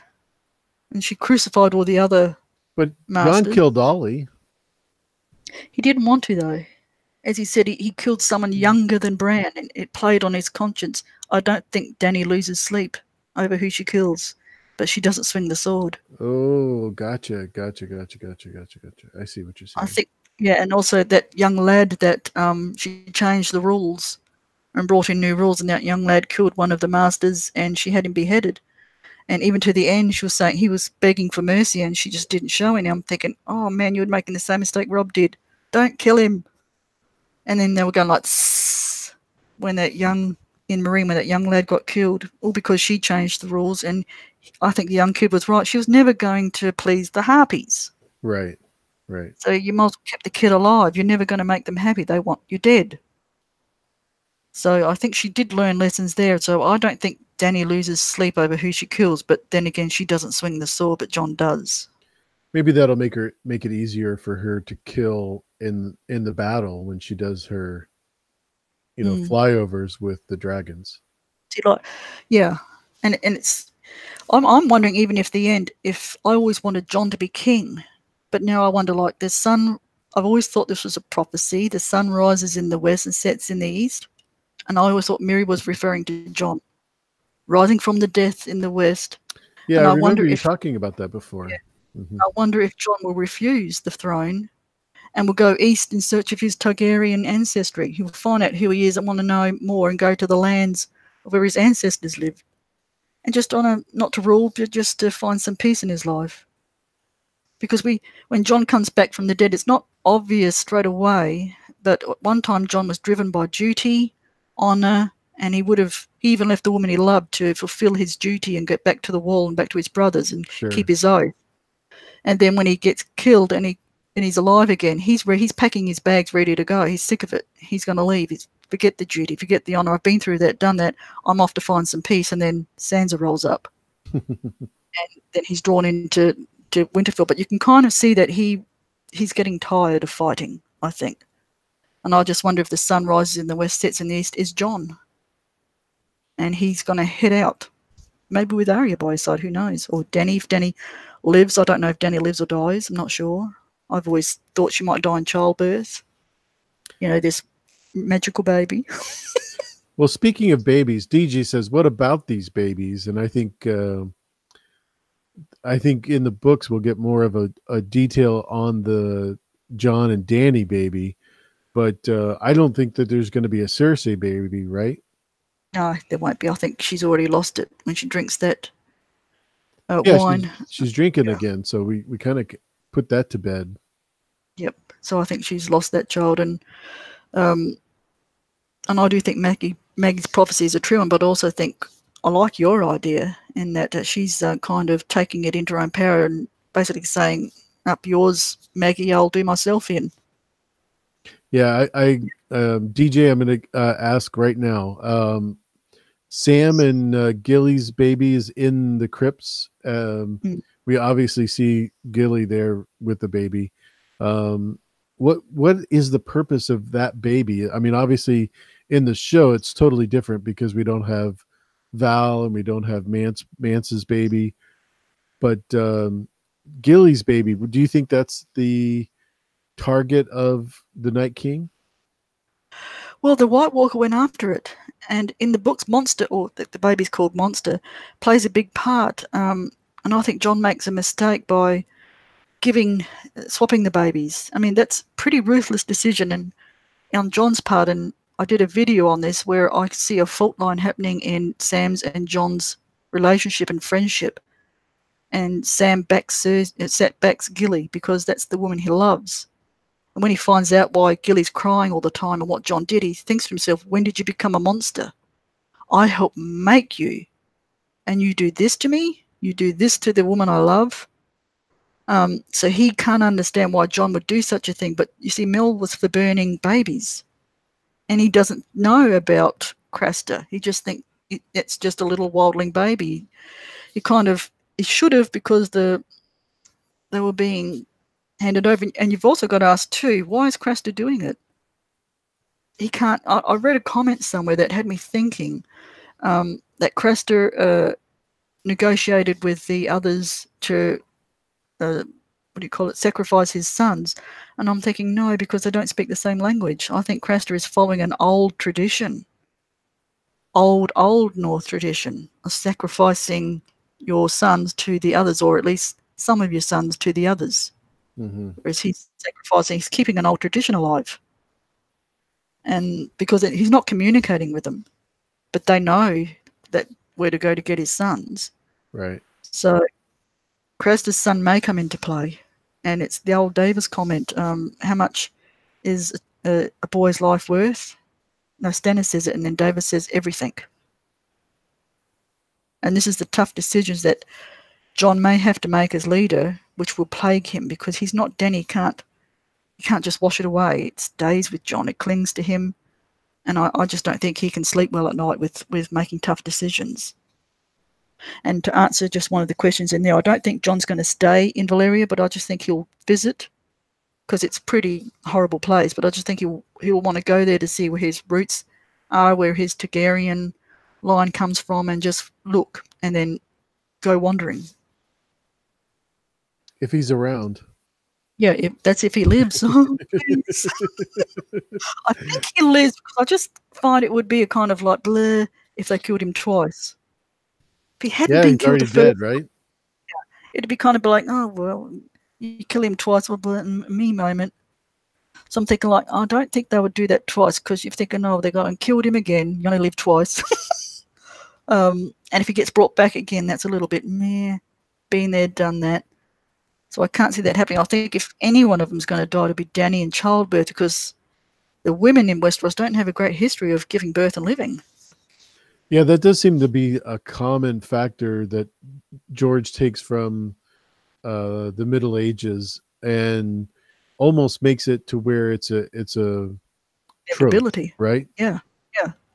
Because Ileana dies. Well, Joanna Lannister died, giving birth to Tyrion, but there's a question mark over that. Lots of theories about that one, and so many others that I can't come to mind. But so many others also die, or they have in the Targaryen, especially, they have deformed children because of the on incest. I think occasion. on occasion, yeah, on and off.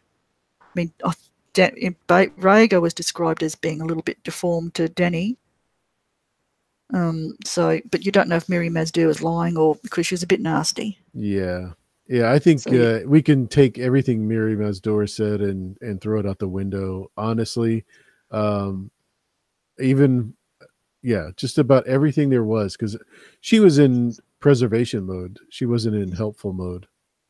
And Heidi has said here, death of women in Africa is, oh, geez, isn't that terrible? Even today, that's just shocking to read that. Preeclampsia is happening even today. I mean, you just think we would know better and be able to help the poor people over there. And also, they may not know much about cleanliness, especially back in medieval times. I mean, you had women rolling up, they were drunk. Mm-hmm. Mm-hmm. And to birth the babies, they wouldn't wash their hands. They just used their dirty hands, so the women would get infected. So it's a horrible procedure, but that is sad that still goes on today in different parts of the world. Sure. Yeah, Good point, Heidi. That's going to happen. Yeah. Heidi's smart. She is. She's a favorite. Oh, hey, Ben, how's it going? Sly the Tank Benjamin is here. Speaking of Benjamin, are we going to see him in season 8? I would like one of them to return, as a white. Maybe that's who's chasing Arya. He can't be a white, right? Yeah, he would have to be a White Walker, I think. Maybe they turned him fully into a White Walker because he kind of gets left with... And I'm thinking, well, maybe he returns and that's who Arya is running from. She knows her Uncle Benjen. She would recognise him, so I don't know. But not Hodor, though, because Hodor was so... I was a bit like what the other guy said. Hodor was traumatic. I kind of knew his name. I knew he'd be holding some door, but I thought he would get away. I thought he would be able to hold it long enough, then make a run for it or something. I never thought that kill him. That was traumatic. I was boring. Rod Dammit came in. Thanks for being here. I appreciate that. Sorry. That name cracks me up. I love you, Rod Dammit. I do. It's almost as good as your Dammit, Norman. Dammit, Newman. Newman, sorry. But that name just gets me. Rod Dammit, I love you, Rod Dammit. Yeah. But I'm more excited now after the trailer than I was before. I was kind of worried that they'd mess it up, but after I saw the trailer, I thought, well, the trailer looks good. I mean, I love the look on Arya's face when she saw the dragon. It's like, wow. And then I would love to see Jon ride Rhaegar, which I think will happen. I'm actually hoping that's the dragon Bran sees in his vision. It's Jon on the dragon, not the Night King. And he's flying and he's the one that wrecks the Red Keep. So I'm hoping that Jon... the Red Keep. Wow. Burns up the Red Keep. Wouldn't that be awesome? Mm-hmm. And I'm thinking, if he does that, then Sansa's been harmed, and then I'll be bowling. I was saying, kill Cersei. And then you'll be bowling or balling? Bawling my eyes out. I know it's crying. I cry throughout the show. I mean, when you get these horrible things like the Red Wedding, I knew that was going to happen too. But when they attacked Talisa and she was pregnant, I just cried because I thought they would hold her prisoner. Mm-hmm. When I saw her there, I thought, oh, they're going to take her prisoner because they won't kill her because she's pregnant. And in the books, Jane Westerling is still alive, so they'll take her prisoner. No, and it was so shocking. That shocked me. Mm-hmm. Because, a woman should feel safe wherever she is. And I mean, that's where no one understands truly the decision Tywin made was a horrific one, and that he didn't save anybody. He made everybody nervous about going to a wedding. Yeah. And it paid back. And it paid back. See if there's any crossbows up there in the Yeah, I think people are looking, and it paid him back, bit him in the butt when Joffrey was killed at a wedding because he opened the door to it. He He sure opened a did. horrific door, and it came back to bite him in the butt. And his own family was affected by it when Joffrey was murdered at his own wedding. But it just, the Talissa moment was the one that really got me because I knew what was coming, but I wasn't expecting her to die. I really wasn't. I thought she would be imprisoned. The Bloody Imagination Winterfell. Realm and Foul Fish is here. Thank you for coming by. Appreciate that very much. I really do. And we're here with Marie from Game of Theories with Marie on day number 8 of Game of Thrones season 8. I hope you guys are enjoying the chat. One of the things that we have talked about a lot on the channel is what you think will be a happy or a bittersweet type of ending. For you specifically, what would you like to see as the bittersweet part? To me, it's kind of like Sansa, for instance, wanted to be queen. I think she's already had her bitter part, and she's found out that it's not always a good thing to be queen, and perhaps being home is better. So to me, I think Sansa perhaps will not be queen. She may even be offered it and reject it because she's seen what it's done to people. So I really would love to see Sansa as Queen of Westeros. I really would, but maybe maybe it'll split into kingdoms again and she'll be Queen of the North. We don't know. But I really did think that she would, because of all the foreshadowings of the queenship thing that she was having. So maybe she'll be Queen of the North, and I actually think Sansa will want to go back to Winterfell and not stay in the South because it just doesn't work out for the Starks. Doesn't work out too well. Arya, I really hope Arya doesn't die. I mean, that frozen, you'll find you with your fingers frozen around needle in the snow or something. It's kind of like a horrible line that Jon said, and everyone uses it for foreshadowing. I hope she lives, but I can't see her settling down. I know people are shipping her with Gendry, but I can't see her settling down to be a lady of the manor and having children and birthing babies and that kind of thing. I kind of see her as, I could see her as a kind of guard, a queen's guard. I think Bran will be headed towards Maester. He even looks like a Maester. I thought of Lewin when I saw his costume, to be honest. I wonder if Heidi did. I thought, oh, he looks like a younger version of Maester Lewin. He really did look like a Maester. So his ideas of being a knight in shining armour, it really did. I did read somewhere that they're going to put a little bit more emotion into Bran. Oh, please do. I mean, I'm getting tired of this airy fairy looking into the sky. I can't deal with this all. And I saw what you did, Sansa, with Ramsay that night. I mean, what a thing to remind your sister of. Yeah. She hasn't gone through enough. Good times. And he's a bit creepy. They're making Bran a bit too creepy. So I want Bran to be a little bit more of the old Bran. But I think everyone's going to lose something. Will Sam lose Gilly? Or will Sam will die? Because that would be ironic to have Gilly as the lady of Horn Hill and Craster's son as Lord of Horn Hill, because everyone thinks he's Samwell's. I did see a face in the bag that reminded me of Samwell. You know, the faces that Sansa pulled out of Arya's bag, and I was looking at it one day, and I thought, that reminds me of someone. I'm thinking it reminds me of Samwell, and I'm thinking, is that an Easter egg? But you know what I'm like. I zoom in. Yeah. That's too much zooming. Minute. Yeah, so, you know, maybe Samwell will lose Gilly and be left with Craster's child to raise on his own. He'll get what he wanted. He'll get Horn. Well, he didn't really want it, but he deserves it. It is his by right, Horn Hill. Yes. May even get Highgarden, and you don't know. The Tyrells are wiped out. No, that's bronze. Yeah, I kind of think that's going to be bronze. So he'll get. I think Horn Hill is better anyway, but he'll get Horn Hill without Gilly. They're all going to lose something. And wow, you don't think it'll be across the board? You think every single person will have a loss? Wow. Yeah. I think the Hound. I'm praying the Hound won't get killed because he's one of my favourites, and I really don't want Clegan Bowl because he's got a super. Gregor Clegane now is super strength. He's far stronger than the Hound. And I just can't see them fighting and the Hound winning. When they did it in the tournament, that was before Qyburn dealt with him. And the Hound could have beaten him. But now I don't think so. He's kind of got his superhuman strength now. And I'm hoping that he dies by fire. Yeah. Did I say it on the air, or did we just talk about this beforehand? You can say it again just for the newcomers that have come in. Oh, okay.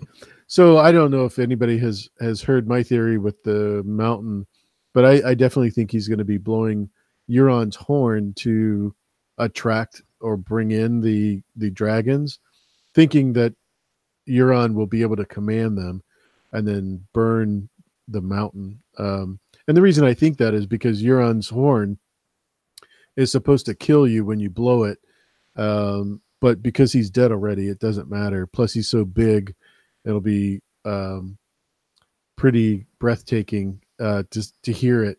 The other thing that made me think of this is that the actor, is it Bjorn Hafson? Oh, don't ask me to pronounce names. I'm so sorry. But the actor that plays him visited the Minnesota Vikings football in the United States. We have a football team called the Minnesota Vikings, and they have this huge Viking horn that's about 15 feet long, and he was blowing it, and it was just like a foreshadowing of what's going to happen. When I saw that, I was just stunned, because I've always thought, since he died, technically, I thought that was going to happen. I'm just going to send you a picture. Frank Markopoulos is here. Thank you, buddy, for coming by. I appreciate it. If you guys don't know, Frank has a great narration channel. He is a narrator professional and has been doing book after book lately. So definitely check out his stuff. Really great channel. I've sent you a picture, I don't know if you can screenshot it on here. I can definitely try. Let's take a look. The second phase, to me, I screenshot it, looks like Samuel, but I didn't do any techniques to it. So it's just, to me, I was looking, I'm thinking, that looks like someone. And I thought, Samuel. It looks like Samuel. So I'm thinking, is that an Easter egg saying that Samuel's days are numbered from D&D? I will now hop back into the chat. I should have sent it to you earlier, sorry. What the heck is this? That is weird. So let's share this with everybody. Sorry, I'm ignoring the chat for just a moment. We're going to get a really weird picture here. And it'll clear up and you'll be able to see what I see. In the second face that Sansa pulls out, to me, that face looks like Samuel. Yeah, that's John Bradley, right? Yeah. So what do you think this was from, or did it give a reference? That was the when season 7, when the two girls were fighting and Sansa finds the bag of faces and she pulls out the second one. The first one is Walder Frey. The second one is this one. And I was looking at it, I'm thinking, that reminds me of someone. I was trying to figure out who it was, and I'm thinking, Samuel. That looks like Samuel. Big-headed Sam. Yep, that's for sure. Good. And I'm thinking, is that Dan and Dave giving an Easter egg that Samuel's not going to make it? It's a little bit like, remember in season 1, they had John stand underneath a post that said R plus L equals, and underneath John. And I'm thinking, are they doing the same here, tricking us? And I kind of picked it up. I was actually sick that week, and I was bored, so I got my tablet and I was looking at it again, and I thought, I'll screenshot that and look at it and look at it and look at it, and then I came with Samuel. But it's all up to you. I thought I spent a lot of time like watching freeze frames, but I don't think I've ever done that part as far as the zoom goes. Over everything. I mean, I think it was season 6. There was that man. Remember the man that was on a cross? It was in one of the. Oh, I tipped up my laptop upside down. I was convinced I saw 3 fingers chopped off, and it was Davos. And it turned out to be nobody. Yeah, exactly. I think a lot of people did that with the when they had the Battle of the Bastards and they were showing the flames, and I was like, that was his stepmom, and it was going to be the biggest fire the North has ever seen. Yeah. That wasn't that funny, but anyways, sorry. No, it's just I've got a question here from Plexi, and is that the King's Guard she killed in Bravos? No, I don't think it looks like Meryn Trant. I can't see Meryn Trant in that picture. I think, to me, it reminds me of Samwell for some reason. Do you think? Yeah, she messed up Meryn Trance's face pretty bad. She punched it. She kind of like tore out his eyes, and it's really a gruesome kind of. I kind of like was a bit grossed out with that one. I'm afraid, Arya, you kind of went overboard. Ian Renfro is here. I know this is a really weird thing, but I was just thinking of Ian earlier because of Tony's live streams back in the day when you and Ian and Jamie Sneed and Big E, Lav and T Baby, so many of the old school folks were there. So thanks for coming by. That really made me feel special. I really appreciate that. Thank you. And Lady Olenna is here. She's always so kind and gentle and wonderful. Love you, Lady Olenna. Absolutely. There's so many great people here, but yes, you're absolutely right. Thank you. Cheers to you. Cheers to you. Yeah, I agree with Heidi. Meryn Trant was super evil. I mean, he was so creepy. I mean, I wanted that guy to die, but he died pretty gruesomely. Great actor, though. Yeah. I mean, the actor even said himself that if he was alone with Meryn Trant, give him a room with Meryn Trant for 5 minutes, and Meryn Trant would be dead. It's such a loathsome character, beating up Sansa and then liking little girls. It's horrible. Ooh. Creepy. You're right, Frank. 33 people watching now. That is so cool because, I've just been 8 days into talking Game of Thrones in a row, and we still have a lot of people here and enjoying the chat with Marie, who's all the way from Australia. So it's like 2 days from now. The Americans keep saying, "Give me the cross lotto numbers," and I thought, what if I could? And we would go halves. And the Lady Olenna Tyrell drops a $5 super chat. Thank you so much for doing that. That is so awesome. I really do appreciate it. Yes, so and cool. we've been getting so many likes, Frank. 57 thumbs up. Thank you for that. That's awesome. It's so kind.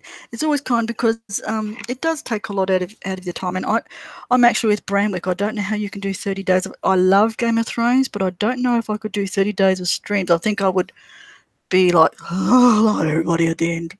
What makes it so special, Maria, is that I explained this to Heidi from Costume Co. We all see things differently, and we all have, like you do, favorite characters. And I really want to get to know what it is that you are drawn to about Game of Thrones. And finding that out is much more important than people just hearing me blabber. Because I could do that, but it would be so, uninteresting, especially after the second day. But when we have great guests like you and Heidi and Tony and the list is going to go on, I'm just really excited. Yeah, and I think too, the wonderful thing about Game of Thrones is George R. R. Martin probably didn't even mean to do this, but he's brought like people from all over the world, England, Philippines. Mm-hmm. We've got almost, I think J.R. Rowley and Gemma and all that have got almost 1,000 people or more in Geek Chat 1, and where we can all go in there and geek out on different shows, especially Game of Thrones, and wonderful channels such as yours, where we can go to streams and chill out with one another and just join in. So many wonderful ways of meeting one another, meeting new people, and also hearing. I loved hearing different ideas, like your one with Cersei. I had a different total thing about that at all, and then you blew my mind with that Cersei drinking her poison she's taken into her own hands. She's going to end her own life, and I think, oh, I love that. I'll go with that. It's better than mine. Yeah, I can live with that. So I thought that's brilliant, and it's just like the big community spirit that we have here. And whether he knew it or not, they've done a wonderful thing by creating this show because they've brought us all together, and hopefully it will continue during the long night when we get the prequel. Absolutely. And we'll continue it. But it's just so wonderful to meet so many wonderful people like the Lady Olenna, yourself, Proto Peach, Rose D'Alba was one of the first channels that I went to. Tony Teflon was another one that I found. It did pretty good. Well, BarTube, I loved BarTube. Oh, I tried to get her on. She's one of my favorites as well, and like you said from the beginning, but she's just totally out of YouTube altogether. So, just to let you know, I did try. It does. Like people say, why don't I do more vids? It's because as you get older, my eyes are being affected. I find a strain. Like I said to AU before we even went to air, I'm wearing sunglasses over my glasses because the glare of the screen hurts my eyes. So editing now is out of the question. I can't, and it takes a lot to concentrate and edit the different segments, and so I just can't do that anymore. But I miss it, and that's why I love coming here to your streams, to other streams, and also just visiting and chilling in the chat with the rest of you all. You get to know some amazing, really amazing, wonderful people. Yeah. Is a joy to know. And Absolutely. hearing different ideas. Axel's gonna be on. I don't have a date for him. We were actually gonna have him on Wednesday, but he had another commitment, and so we were able to move around and make that happen. We'll make it happen another time, but Axel will definitely be here for sure. Marie, speaking of which, I don't want to keep you too long because it's probably we're into next Wednesday by now. But I would like to say again, thank you for coming on. Thank you for giving us such in-depth and wonderful take on all the characters that you love, and all of the moments that we've shared talking about this great story. And I mean that it's been a tremendously long journey, but I've enjoyed every moment of it. Yeah, so have I. There've been a few hiccups on the way, but that's a learning experience, and you learn from your mistakes and you grow from them. I think I look at everything, even painful parts, as a learning experience, part of life, and you grow and you mature and you move on and you be a better person. As I say often, go kindly on your way. Be gentle with yourself because life can be hard. So that's my motto in life: is don't just be gentle with us. I see so many people who are suffering, and I'm thinking, like, don't put too much pressure on yourself. Just go gently. Things will work out in the end. When you get to my age, you kind of relax a little bit more. You're glad that you have that day, right? Yes, it all works out in the end. So that's what I do. But it's been wonderful being here, AU Packmule, and I thank you for asking me. It's been a great honour. I mean, I was terrified to be in the footsteps of Kyle because he's such a amazing character, and he brings a real passion to what he does. He's got an amazing channel too, and you've got some also wonderful people coming on, and I hope to be in the chat when you do have them. Like, if you want to, you've already named some of them, but I hope to be in the chat if the time willing. Yeah, you guys, please stay tuned because next week we have a super fantastic lineup. We have Sunday, Al Red Sox fan will be here. Monday, we have Raised Alba. Tuesday, Gemma from Secrets of the Citadel. Lady Gwen from Radio Westeros is going to be on Wednesday. And then to round up the week, we'll have Mackenzie L. Burns on Saturday. So that's going to be a lot of fun. We'll also have Claire Gray and Mrs. Cronall both together on one day the following week. So stay tuned for that. Just so excited. All of the great guests that are going to be here. And that's just some of them. We haven't rounded off the whole week. So stay tuned. We'll be doing this again. Thank you again for all the super chats, all the thumbs up, all the great comments between you guys. I just love all the questions. Plexi was super question today, so thanks for doing that. Again, Marie, thank you for being on. I really do appreciate it. Would you like to say goodbye? I would. For a few friends that go up, I actually didn't think anyone would show up. So I'm just checking. I sent a few begging, please show up so I don't look so bad. Dooms, you know I love you, my dear. He comes from my own country, so I love Dooms. And Scout, thank you so much for coming in, Scout. And Heidi, it's wonderful to see you. Ben, Amanda, I love you, Amanda. And if you can, please help her with her on her Facebook. If you go to her page, you'll see what I'm talking about. Please help her if you can, because it's for a good cause, and we all love Amanda. The lady, Elena Terrell, I love you very much, hon. Thank you. Plexi Brain, who has the most amazing questions, challenging questions, which I love. And least but not least, and also Brit the Change, I love you, hun. I don't go to Twitter much now, dear, so I hope to see you more in these chats. So thank you very much, and most of all, thank you, AU Packmule, for making this such a wonderful stream. I've loved every minute of it, and I kind of was nervous, but you've made me feel at ease, and I've just talked my head off. Probably you might come back, huh? It's been really good. I love it. And thank you, and I feel really honoured. You're very welcome. It's been my pleasure. Yeah, you're a great person in the community. Well, thank you. You make me blush. You guys have a great night. Thanks again. Appreciate it. Bye-bye, everyone.